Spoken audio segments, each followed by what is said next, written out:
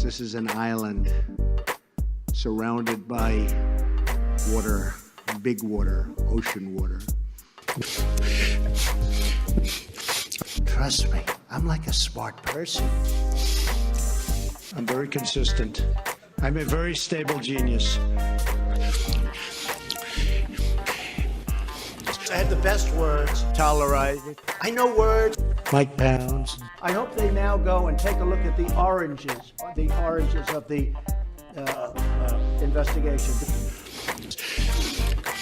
But there's no better word than stupid. Anonymous, really anonymous. I'm very highly educated. One of the wettest we've ever seen from the standpoint of water. Had the best words. God bless the United States.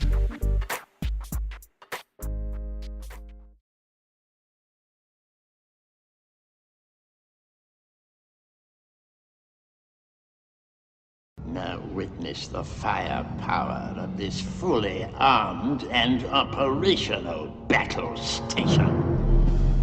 Clean coal, meaning they're taking out coal, they're going to clean it.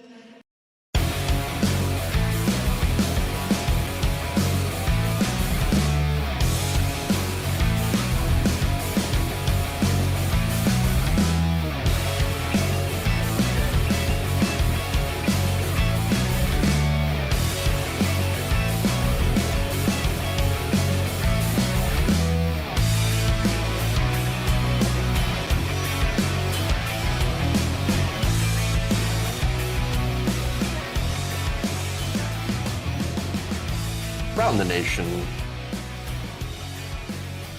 Waller Nation. What's up, everybody? It's Thursday. We've got a great show for you today. Lots of stuff here on the docket. Let's do it. We've got Mo Brooks having Mo problems and not Mo money. I don't know. That was terrible. All right. We do have another person with some Mo problems as well, at least according to an ex-prosecutor. But wait, there's some wrinkles in that case as well. We got Clout, Chasin, Ted Cruz, fun. We got Don Jr. launching a website. That's always fun. And of course, we are going to go into some serious stuff. We're going to talk about the renewed push for single-payer healthcare. So great, finally, something maybe on the policy front here. But wait, there's bad news with that as well. So let's do it. We've got fun. We've got disaster. We've got a show. It's a normal Thursday. All right, so please like and share the stream. Very important that you do so. Helps us out greatly. With that, let's dive into today's news.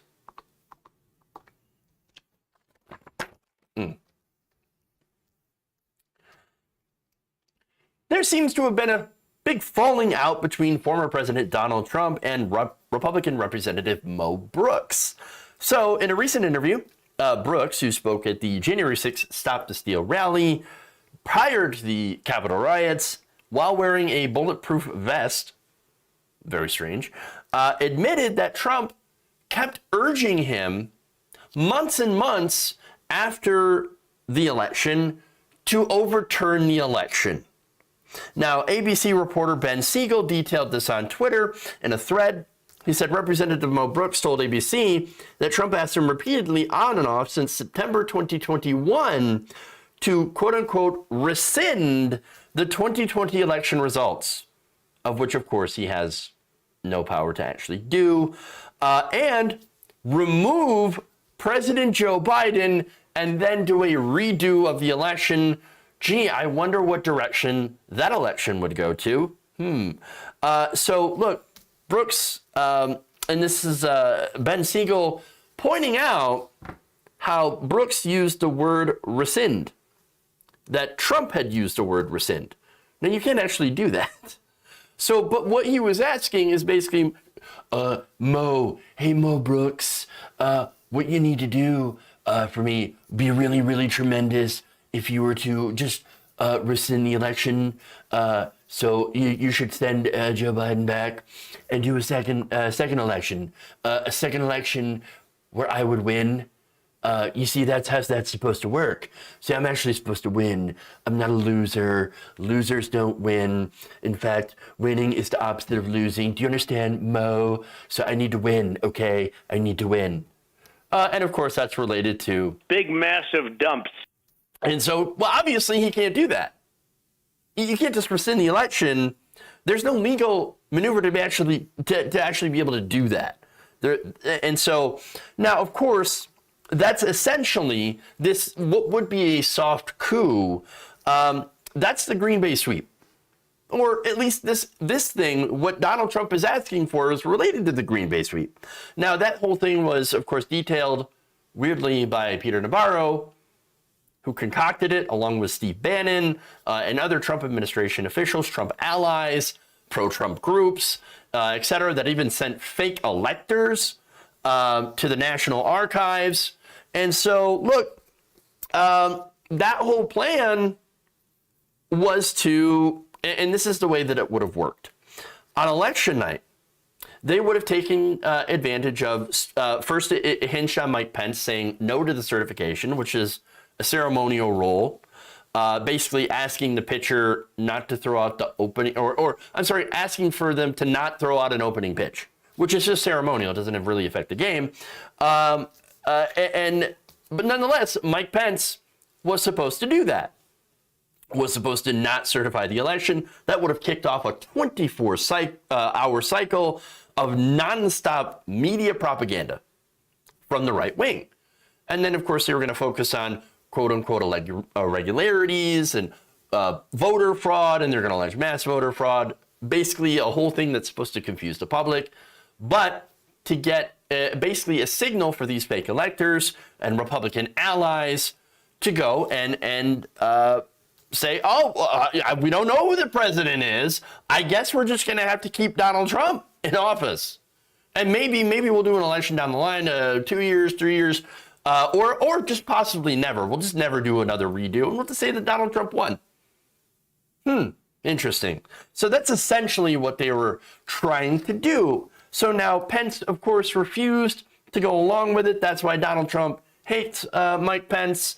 That's why he was okay with the entire, hang Mike Pence chant. Of course, they were saying hang my pants. I forget. Or just, Mike Pounds. Hang Mike Pounds. That's something else. Definitely not Mike Pence. No. But no, look, Donald Trump hates Mike Pence. He's not going to go and bring him on the ticket for 2024. And now Mo Brooks has joined. Yes, Mo Brooks has joined the chat, everybody. He is now in the refuse pile under the bus with Mike Pence. Great. Now, what's funny is that Mo Brooks is a staunch Trump ally.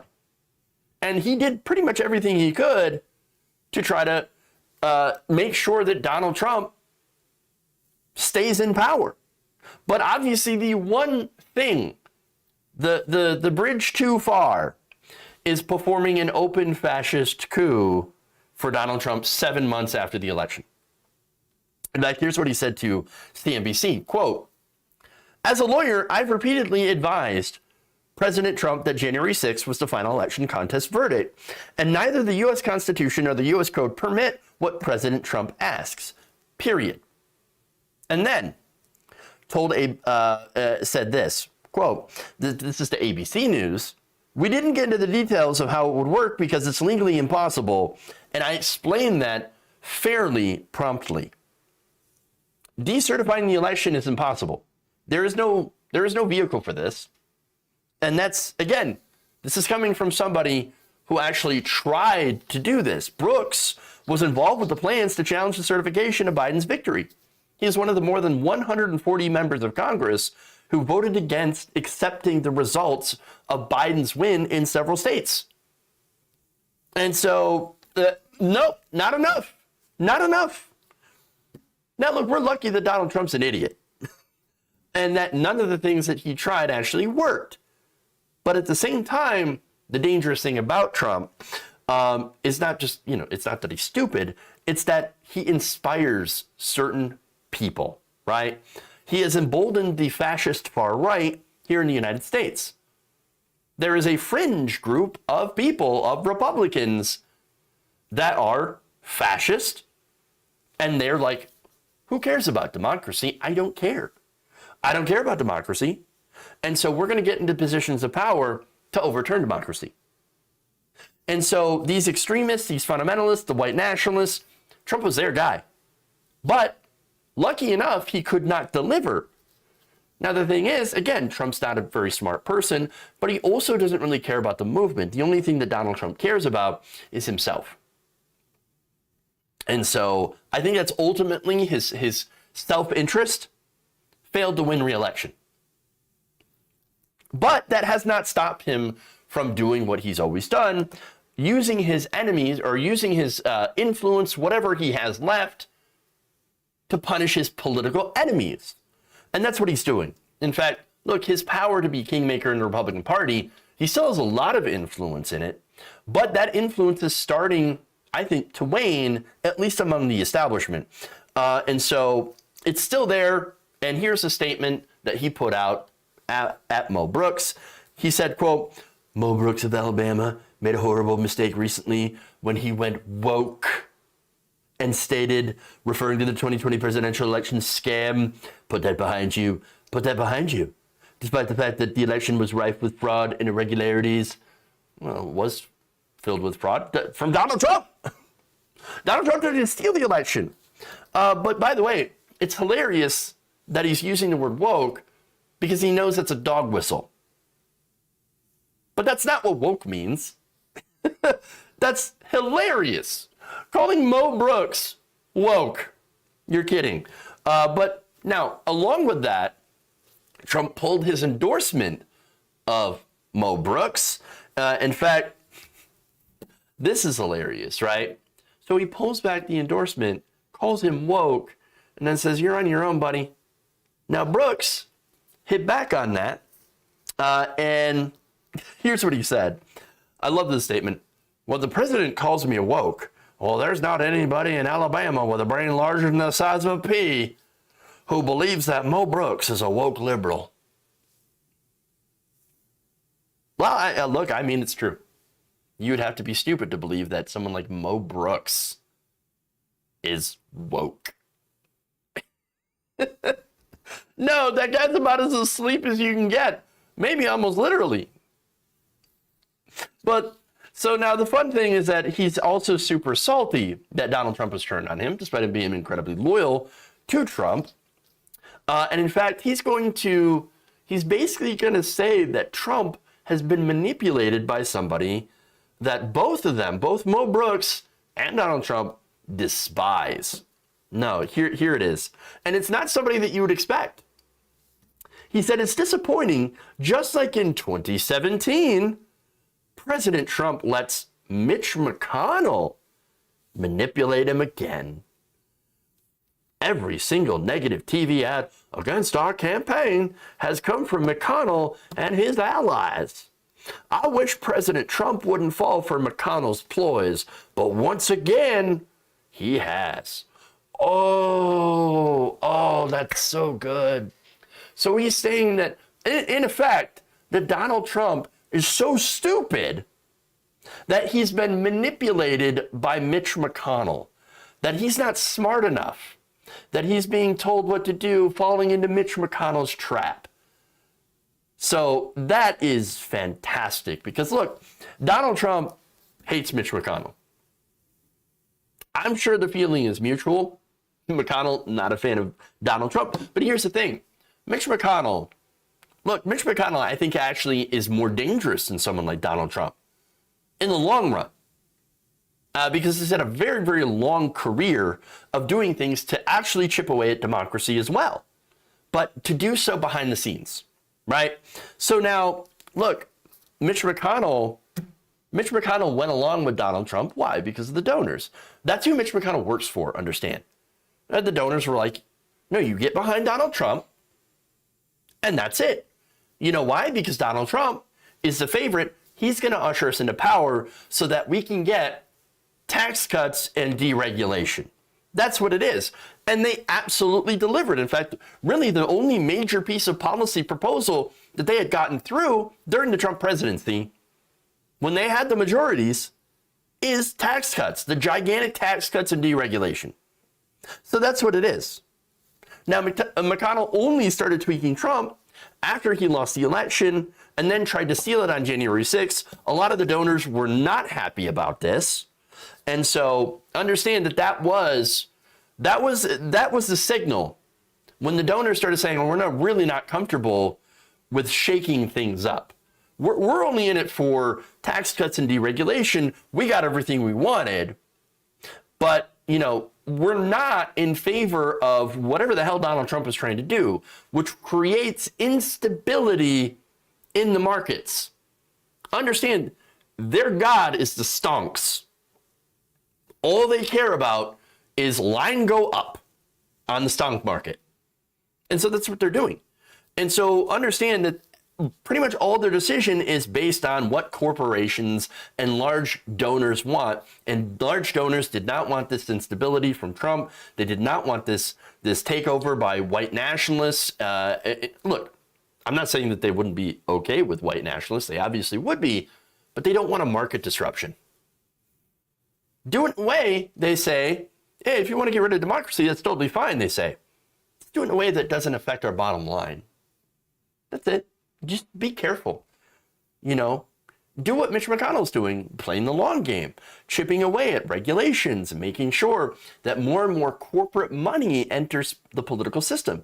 And that's, by the way, one thing that Donald Trump, well, he gotten a little bit of heat for at least a little bit, because he actually did, in some cases, reference early on when he was pretending to be a populist, the corrosive effect of money in politics. So I think it's very important to note. And look, not only that, but Trump, Republicans, the Republican Party, the establishment Republicans, they want to stay in power, right? Again, they don't believe in democracy, but they're not as dumb as Donald Trump. McConnell himself is an evil mastermind who's going to push, the voter suppression, the gerrymandering, the fixing the rules in order to continue to stay in power, or limit or blunt the power of Democrats when they're in power. And we see that. And it's all to deliver that agenda in service to corporate elites. Trump, as I've mentioned before, is only out to service himself. Now, getting back to Brooks.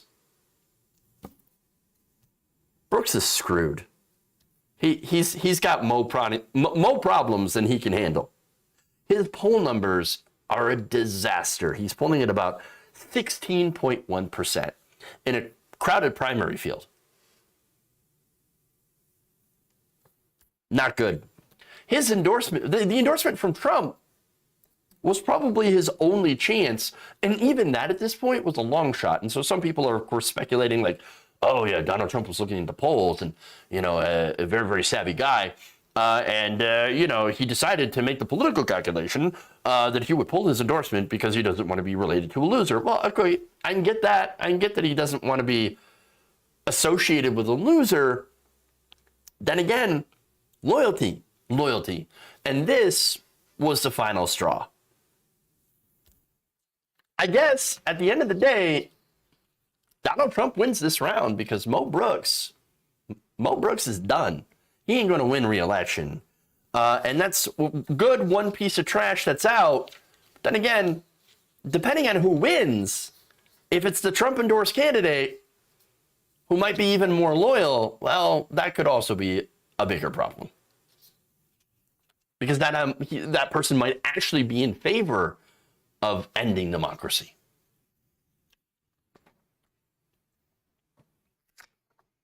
All right, let's move on. Y'all are making Mo puns in the comments, I can see. I see you guys. I see you.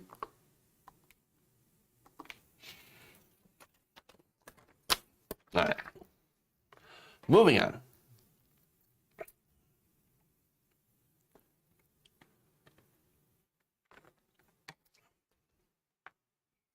By the way, before I get into this, just talking about the turtle for a second, right? You're talking about Mo Brooks, you're talking about the Mitch McConnell, and you're talking about turtle. It makes me think of the Pope turtle in Elden Ring. Look, any of you who've played that, you know who I'm talking about. The turtle with the Pope hat. Oh, God. I'm such a nerd. Actually, I read an article about that earlier today where somebody had killed the Pope turtle. The turtle Pope. And everyone was very, very mad. Okay. Anyway, move on. Let's get to some news.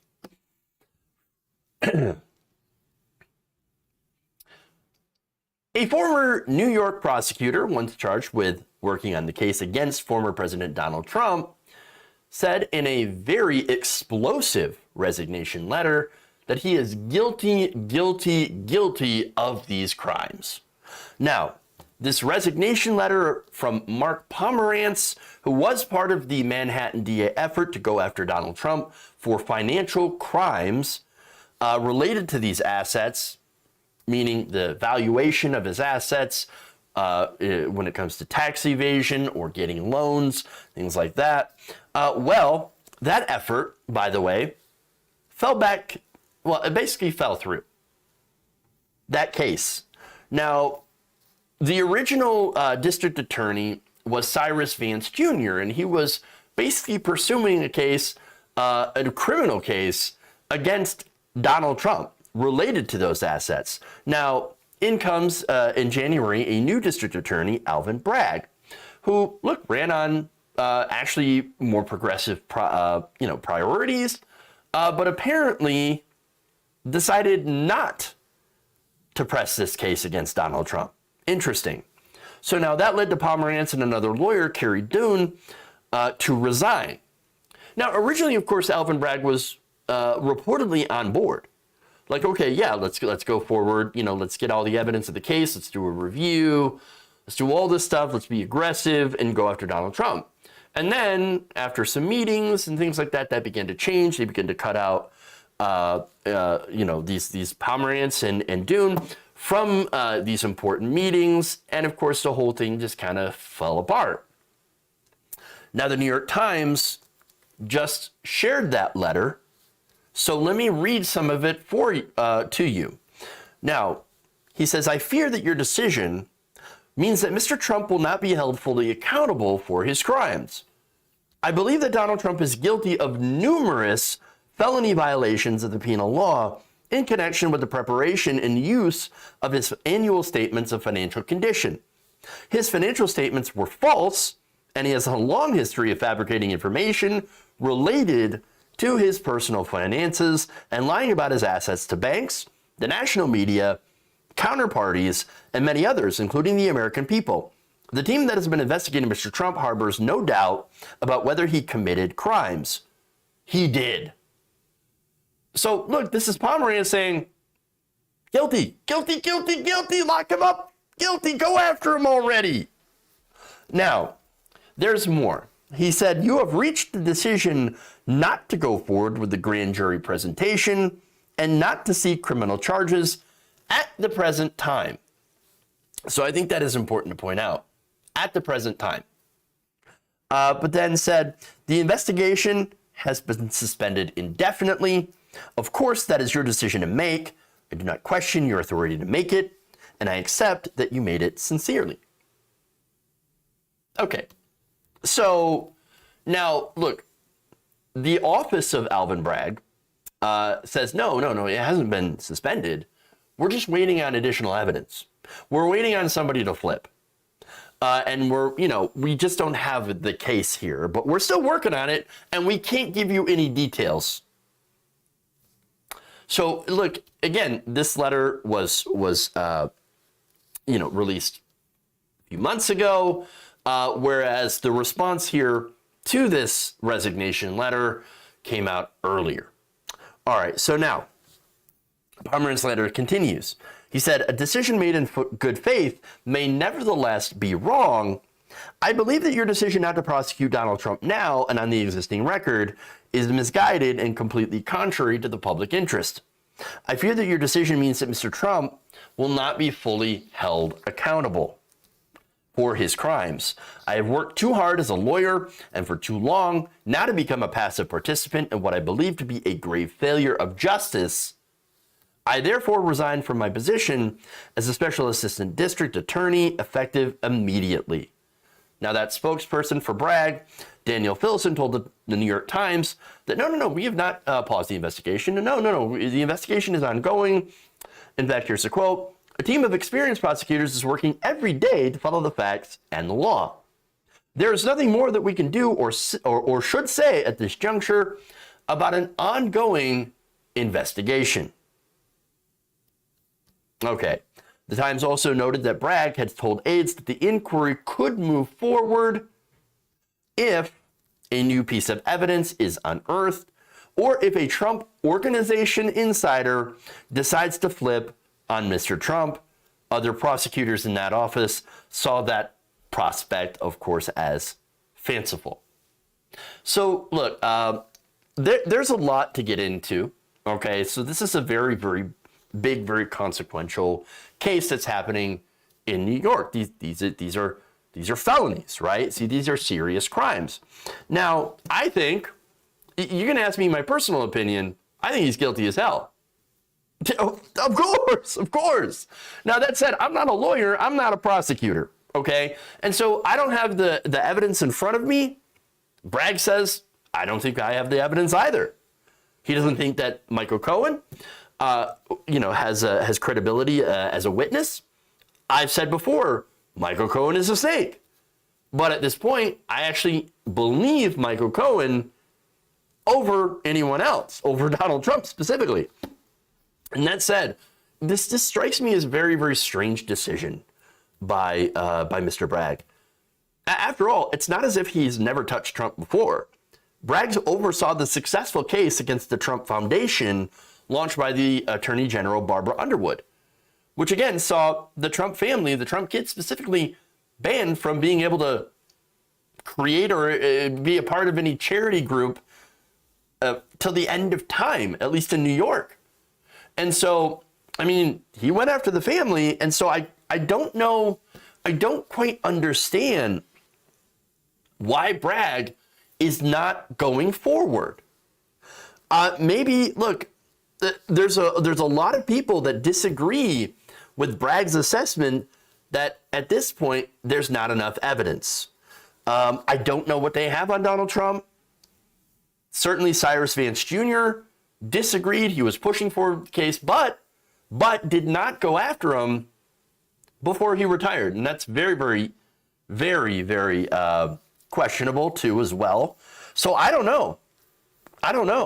Cyrus Vance Jr., we know from a New York Times investigation earlier, article that talked about this case and why it fell apart is, Cyrus Vance Jr. had aides that pushed back saying, we're going too fast. You need to slow down. We need to collect more evidence. There's a pretty high bar here in proving fraud. Isn't it funny that there's a very high bar for fraud when it comes to allegedly rich people, but when it comes to poor people, well, I mean, they really, really go after it. Maybe it's because poor people don't fight back. And Donald Trump has been fighting incredibly viciously and vigorously, and has the entire Republican Party fronting his legal fees. So understand that you have a political party that is paying the legal fees of Donald Trump to protect himself from stuff like this. That's insane. Maybe that has something to do with it. I don't know. But anyway, legal experts did weigh in on this one. In fact, here's MSNBC legal outlet Jill Wine-Banks tweeting this: "No question anymore. Bragg stopped indictment of Trump. He must explain. And I want to hear from Pomerantz." Yes. Look, I agree with that. Richard Signorelli was a little bit tougher. He's a former assistant U.S. attorney for the Southern District of New York. Here's what he wrote in a series of tweets. Quote, "From his first day in office, Bragg has made one mistake after another, literally jeopardizing public safety. His incompetence in office has made him unreasonably risk-averse and cowardly, with regard to holding Trump accountable for his career of criminality. Shameful. We ended up electing as Manhattan DA the absolute worst candidate of all, cowardly, incompetent, and a danger to public safety. I apologize again for having supported him.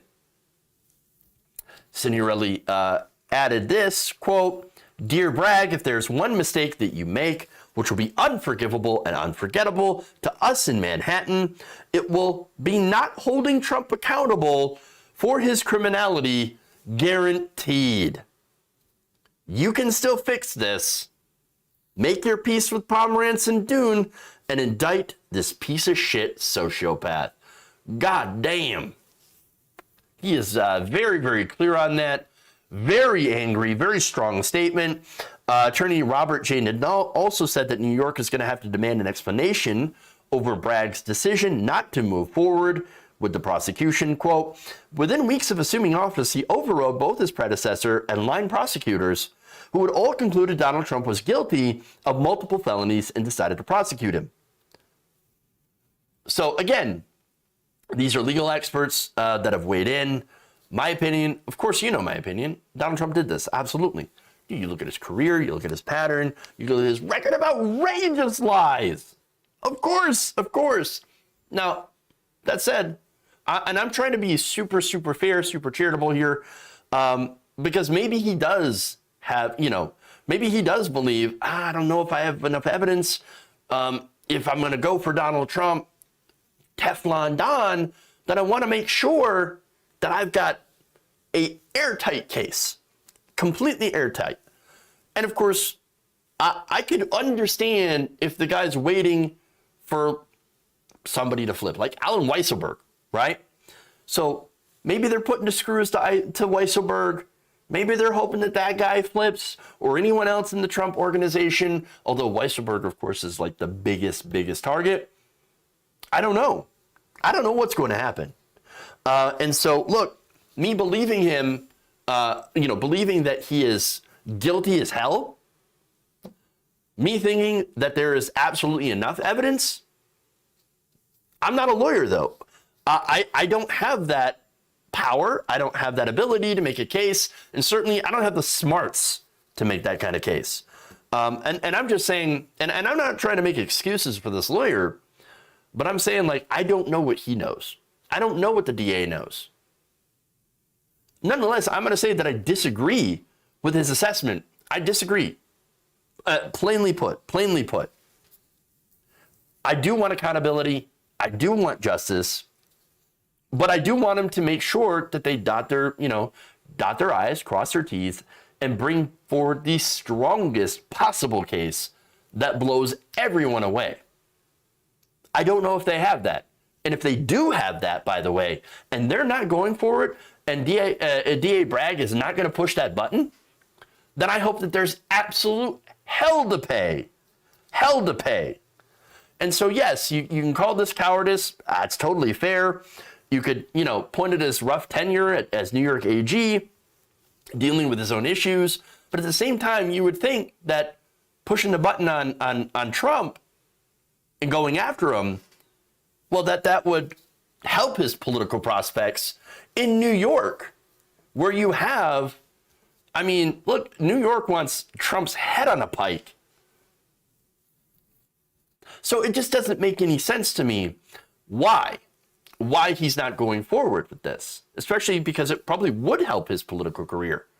So again, I don't know. I don't know what's going on. I'm not in the guy's head. Now, these other lawyers, however, again, you have these experts that are very gung-ho about this. In fact, Dune had said before, yeah, if he does an indictment of Trump and he wants me to come back and help, sign me up. I'm there. I'm ready. I'm ready to do the case.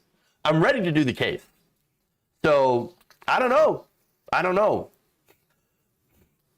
Look, just, the last thing I'm just going to reiterate here. If Bragg, if Bragg has the evidence but was too cowardly to put it forward, whether it be based on like, I'm afraid of the backlash here, I don't know. I'm afraid, or I don't have any confidence in my case or anything like that, and decided to keep his powder dry, even though there actually is enough evidence, and I believe there is, to take down Donald Trump, but didn't do it. Again, I hope there is absolute hell to pay and this guy loses his job. I hope that's not the case. There are other things about Bragg that I actually, at least on paper, was a kind of agreement. Like, oh, putting less people in prison, that's generally a good thing. You're making sure you have more rehabilitation, etc. But again, I just don't know what this is about. And it makes me very concerned that whatever reason it would be, you have somebody who is a career criminal that might get away with it once again. And that would be disastrous. Yeah, Ravaging Wolverine points out Bragg's off to a bad start, lots of bad press. Yeah, and so I go into the story and I look into Bragg and I look into why people are mad at him, and it was these sentencing memos, right? Which portray him as being soft on crime. And I'm like, soft on crime. And then, you see the news today and you see a lot of the reaction is, well, yeah, I guess he is really, really soft on crime. But I'm not somebody who's into the broken windows policing. I'm not, somebody who thinks that we should be super, super hard on crime, because obviously, of course, we should do, something about to make sure people aren't openly criminals, walking around, brandishing guns and things like that, and doing robberies, etc. That those people should get some prison time. At the same time, there is incarceration. There's too much incarceration, I think, in this country for ridiculous things like nonviolent drug offenses and things like that, and sentencing issues. And so he comes in and he basically runs as a reformer. But then here's this, and it just makes me think that it could be a possibility that some of this bad press and some of these attacks on Trump or on his handling of the Trump case, because we don't know what's actually going on, might just be politically opportune attacks by people who disagree with his more lenient sentencing. So it is a weird, interesting conversation.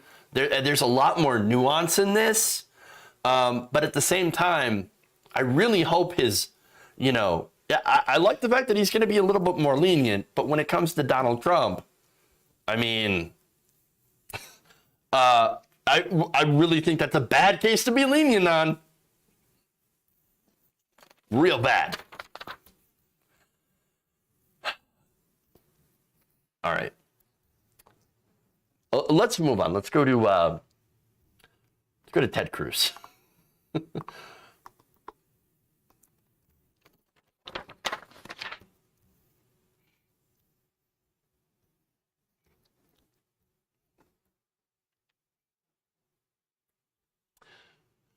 Despite promises not to, Republicans have turned the confirmation hearings of Ketanji Brown Jackson into a complete circus.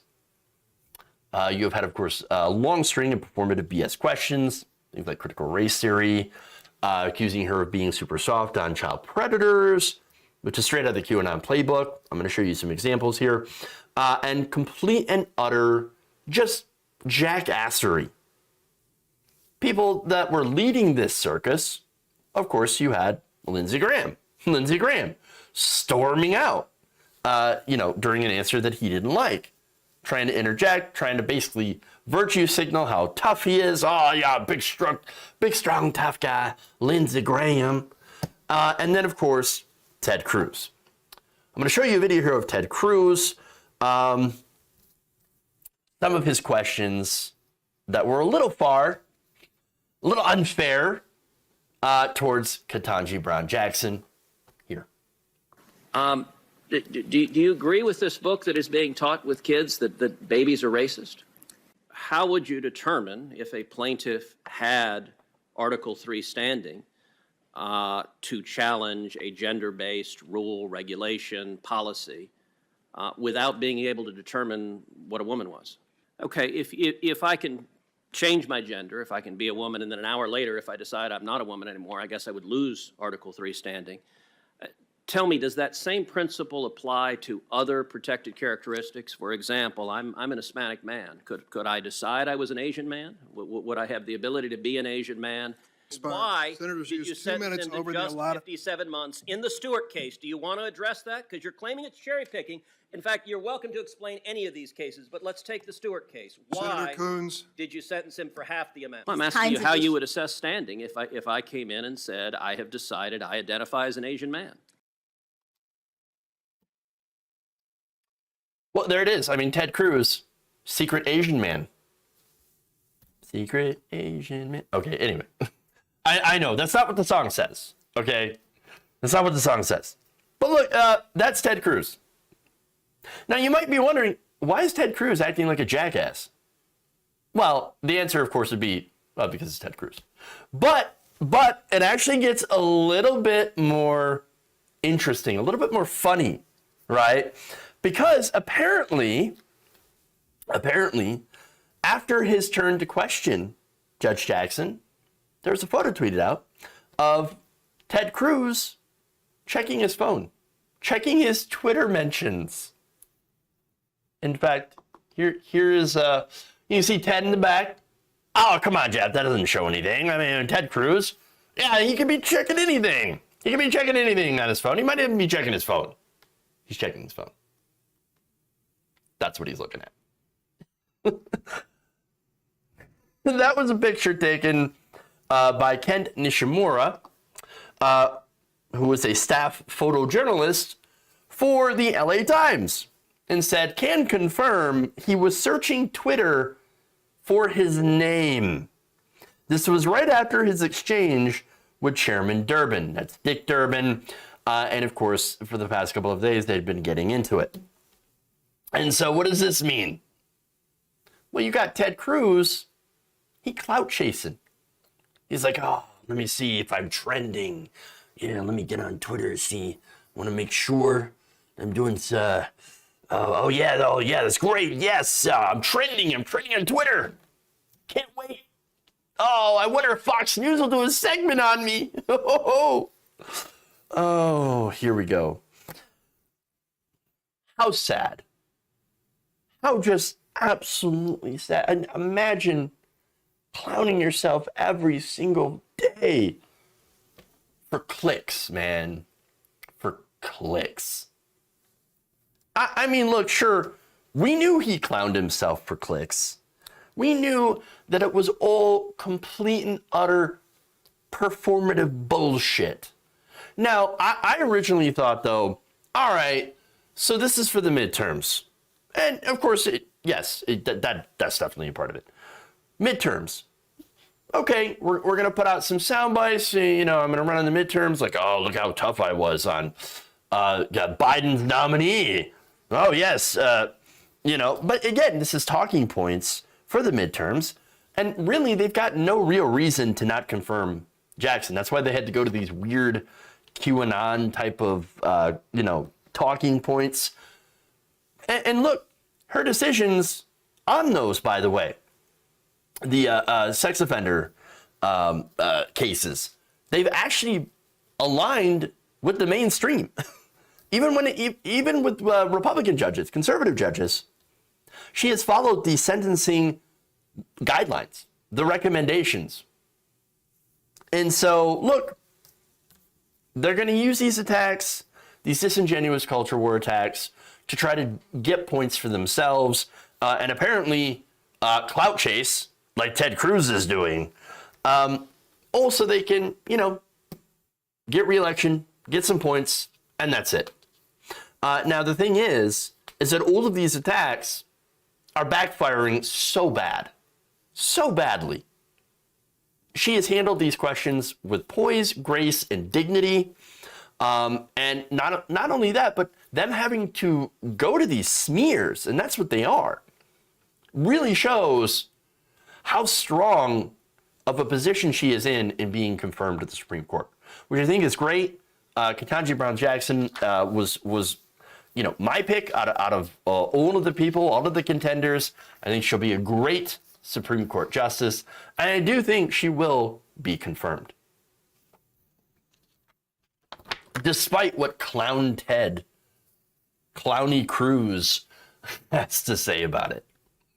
All right. That's all.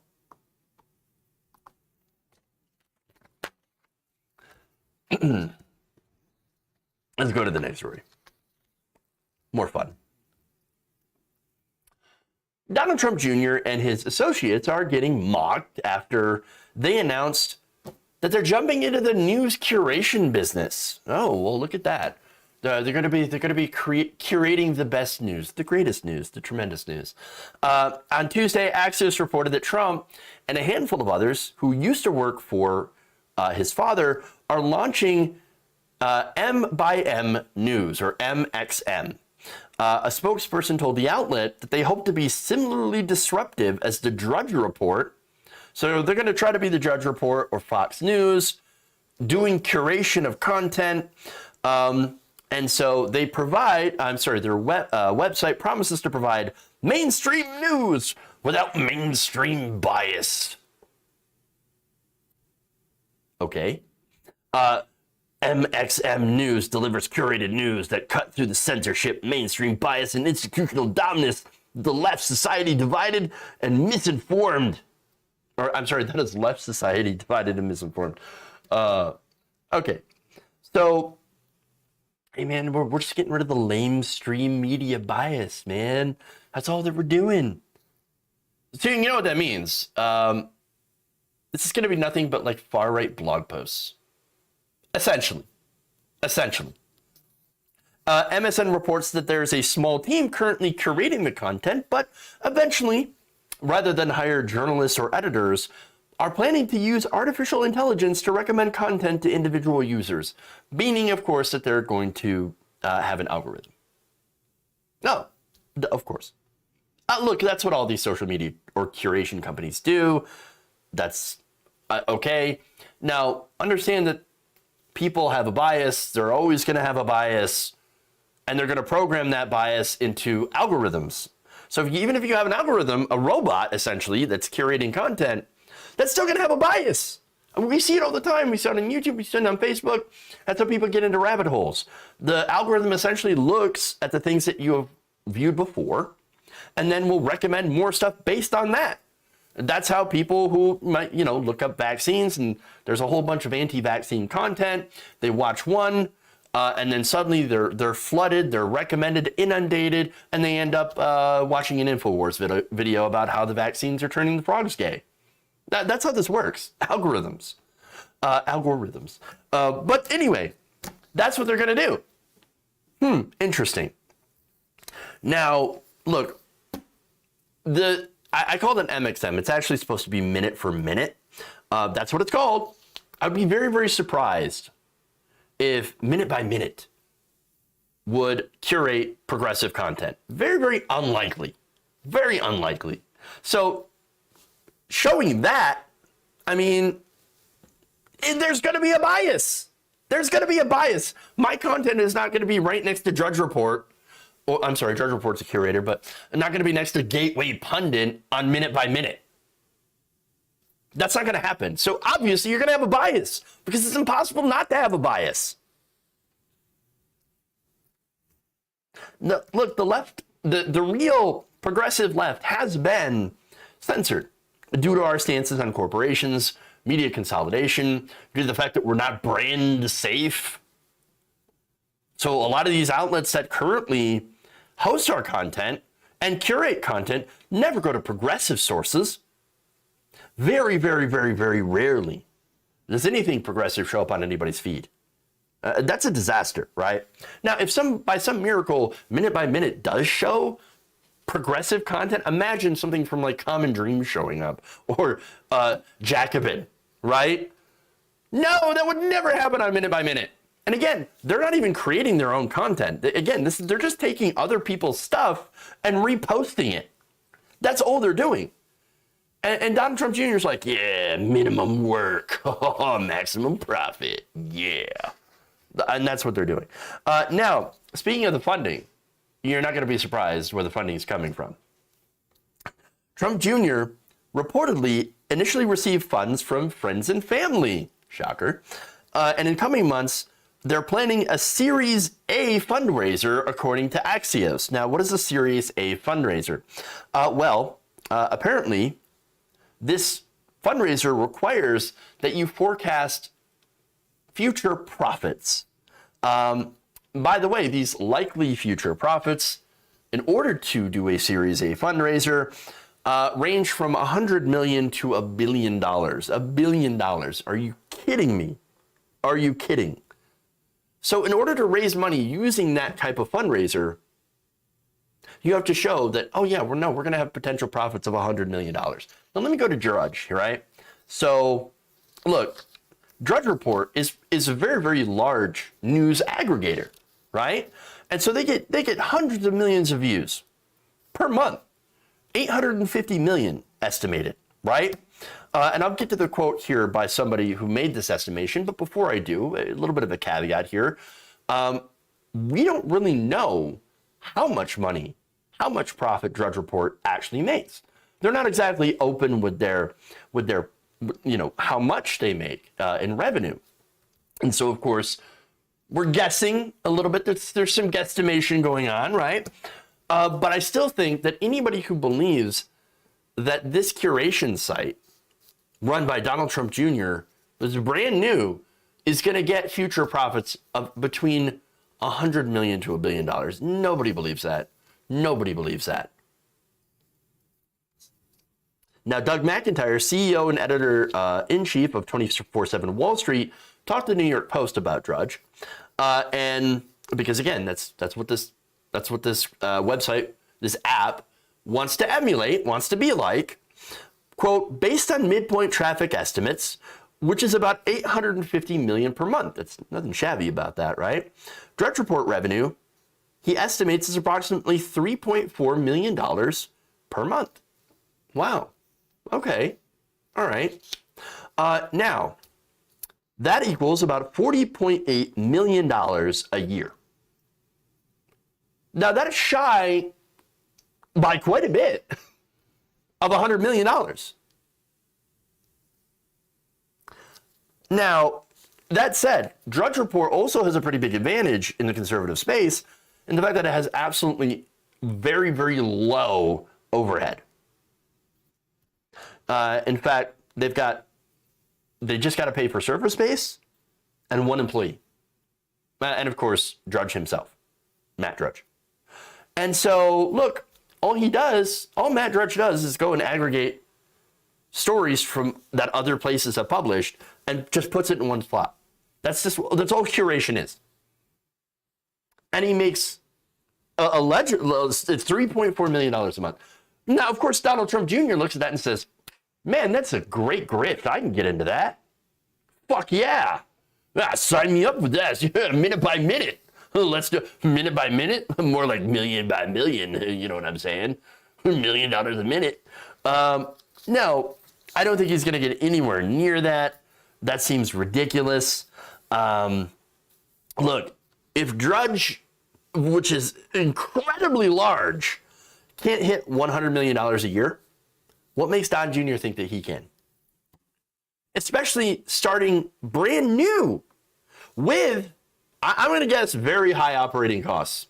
I mean, Donald Trump Jr.'s obviously got to pay himself a very, very good salary, a couple of $1 million a year, and then of course you've got the people that work for him, that are working with him. You think they're going to do that with lower operating costs? No. Expectations, let's just say expectations are low. Very, very low. In fact, some have likened this to Truth Social. Yeah, the website that Donald Trump, social media company that Donald Trump started and then hasn't used. Not once. Well, okay, not once since his original post. That's it. He didn't even use True Social. That's what this is going to end up. It's a pump and dump scheme. Hilarious, right? Hilarious. No, this is another fraud. It's another money-making scheme. Another way for Dom Jr., in this case, to cash in on his name recognition, and then, take as much money out of it as possible before the whole thing crashes and burns. I said it, you'll see it. Guaranteed.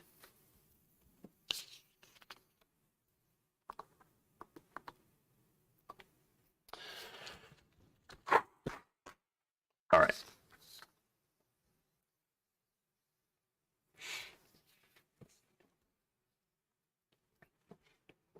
The fight for single-payer healthcare is continuing in the states, at least in Michigan.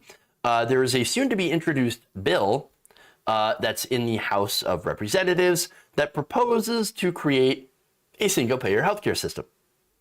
Well, that's great. It would cover dental, mental health, vision, and other physical needs.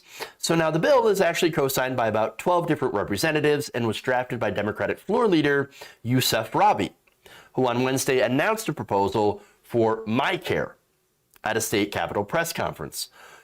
He said in this conference, quote, "Too many families have gone destitute trying to pay for health care for loved ones. Too many people, frankly, have died." Nothing about that. He noted about 1,000 people in Michigan die every year because of lack of health care. Now, we know this. This is disastrous. He also noted the plan would save about $20 billion and would further cut residents' expenses because you wouldn't have to pay co-pays, deductibles, or co-insurance, nothing out of pocket. He also stressed that it's pro-business because it would free the companies from paying healthcare for employees. In fact, businesses contributed about an average of $5,200 for individuals and over $15,000 for families. That's a lot of money, and a lot of money these companies would save. And also would add about 3% in costs for the state annually. Now, the current healthcare system would actually add up to 18%. So that's private insurers add up to 18% to customers' collective bills. So you can see, of course, insurance companies are costing us a lot. And not only are they costing us a lot in money, but they're costing a lot in lives. So you have people that are dying from preventable illnesses, illnesses that weren't caught soon enough because they weren't able to go to a doctor because they didn't have insurance. So now, Robbie also noted that 500,000, also almost 500,000 Michiganders, including 80,000 children, do not have insurance. And so obviously he wants to do something about this. Now, at the same press conference, he said this: "We are already paying way too much out of our pocket to insurance company executives and their profits." Adding that the profit motives of elimination would also address the insurance company's incentive to deny necessary services. Overall, look, the plan, solid, very much needed, but as I'm going to point out, ain't going to go anywhere. Now, remember, this is a system where you have money in politics. You have Republicans and centrist Democrats who get paid by the insurance industry.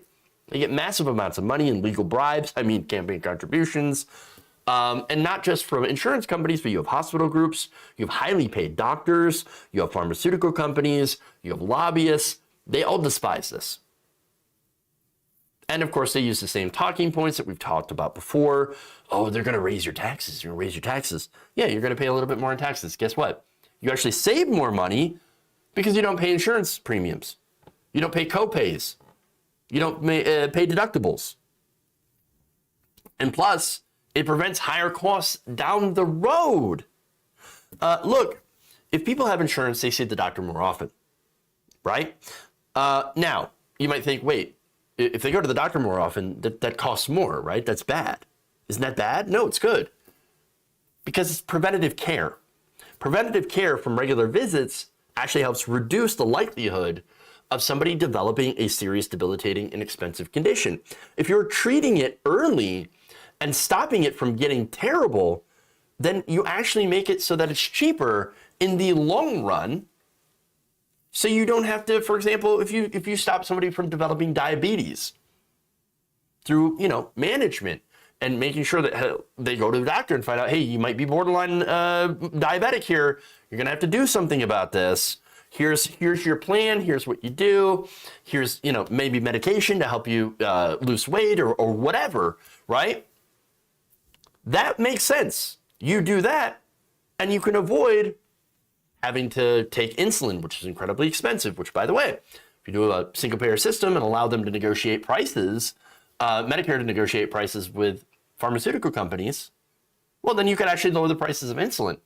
But you reduce the likelihood of having to have expensive surgeries, expensive treatments, and all of this, these additional costs that are generally borne either by the patient or by our public health system already. Because here's the thing that insurance companies do. Insurance companies regularly like to deny care. Of course they do, right? So now they'll do that along with a couple of other things. They'll make the prices so high for people with these conditions that they'll be, forced to pay incredibly expensive premiums that they might not be able to pay for these debilitating conditions that might end up leaving these people disabled. Now, when they're disabled, they get passed along, or so they either get disabled, right? Go on Social Security, disability, or they have to, they get bankrupted and they end up being so poor that they have to go into Medicaid.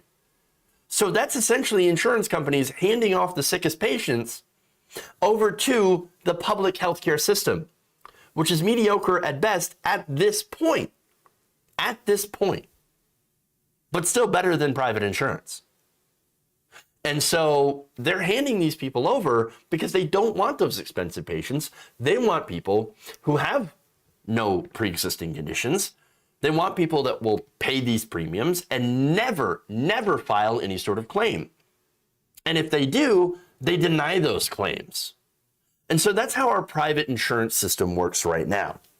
That's why we have to get rid of it. That's why it ends up costing us more in the long run, because, this money it really ends up in insurance company executives' pockets. That's why we have to change it. That's why we have to change it. Now, the people agree. Single payer has actually been getting more popular. In fact, Pew Research found in 2020, 63% of respondents responded favorably to instituting a universal system. That's up from 59% the previous year.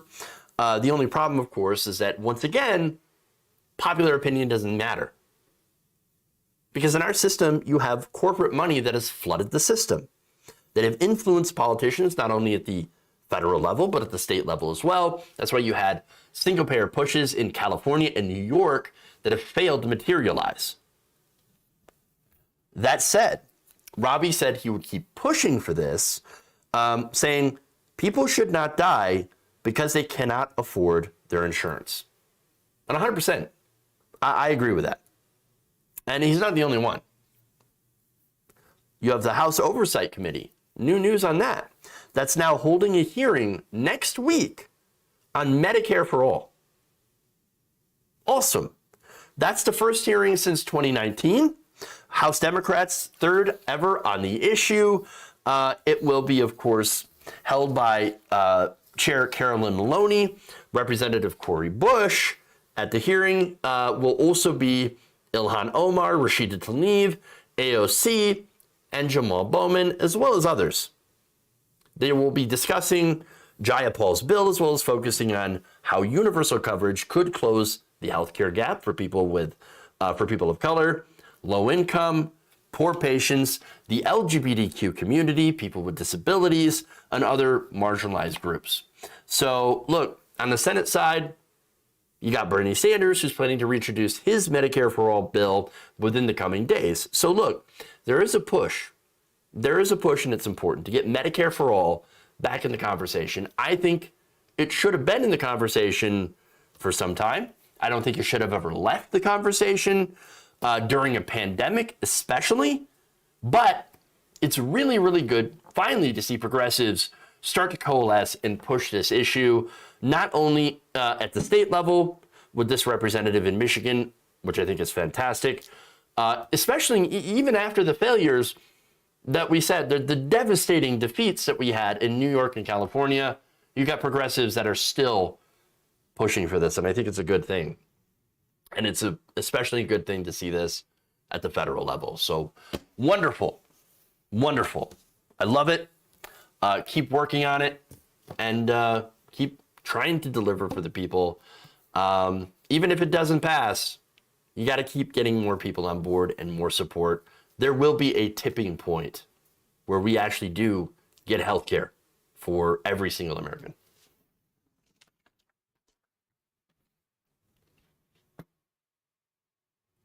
All right. With that, let's see. We're going to go. Funny how they push things when there's no chance of passing it. Jessica, there was never a chance of passing it, right? Like ever before. Like, I know what you're talking about too. I know you're bringing up forced to vote. Guess what? Forced to vote wouldn't have worked either. They had no leverage. Keep pushing it anyway. Keep pushing it until there is a chance for it to win. And by the way, outside pressure works as well.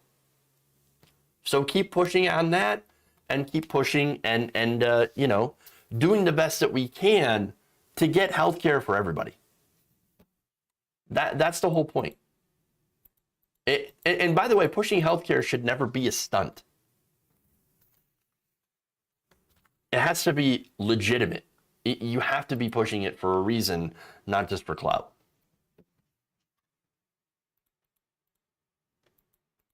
All right. So let me read some super chats before we go. Let's see. First, let me thank member Tracy Ravenhawk. Says, they don't stop, we don't stop. Good. Gabby Mathis says, Medicare is not cheap, does not cover dental or vision, better than COBRA, which only lasts 18 months. Gabby, that's the thing. The Sanders-Jayapal bill, or the different bills respective in the House and the Senate, are essentially the same, and they expand on the current Medicare and actually increase the coverage. And so maybe you're talking about Medicaid. Medicaid's also good, but there are massive gaps here in the coverage. And so these bills are hoping to expand that coverage into dental, into mental health care. In fact, look, the Sanders bill was so incredibly comprehensive that it really wouldn't have needed private insurance. So, all right. Yes, COBRA. Look, you know what COBRA is, by the way? It's just you paying for the health insurance premiums of your employer out of pocket. And so you're just paying the whole cost. And it's actually more reflective of what it really costs for people.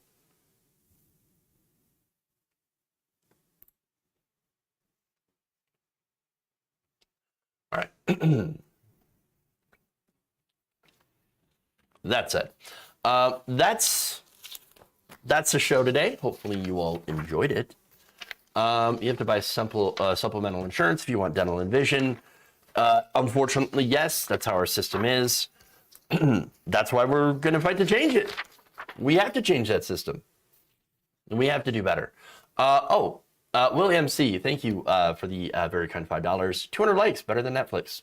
Well, I'm glad I'm better than Netflix. That's cool. Let's see. And I don't actually have 200 likes. I have 145. So, come on. Up it. We got 172 viewers and only 146 likes. What the hell? What are you doing? What are you doing, people? Let's see. Let me thank Dread2 Max for the 300 biddies. Thank you. I appreciate that. All right. Everybody, Thank you for going to the Nation Beat today. Please like and share. Very important that you do so. Consider becoming a patron, patreon.com/Jeff Waldorf, or becoming a member. Super chats, thank you for those, and also for the bits over on Twitch. Thank you all. Love you, and remember, change begins with you. Good night, Nation. See you tomorrow.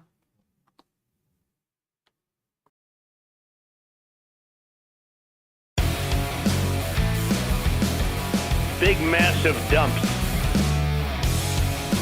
I have not loved this conversation. Oh no!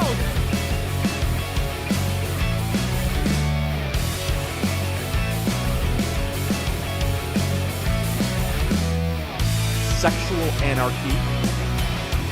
Get in a long tube with a bunch of bees. Internet. Obama.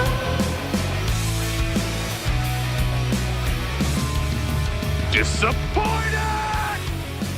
Beta male. You're kicking me out the door. You're kicking me out the door.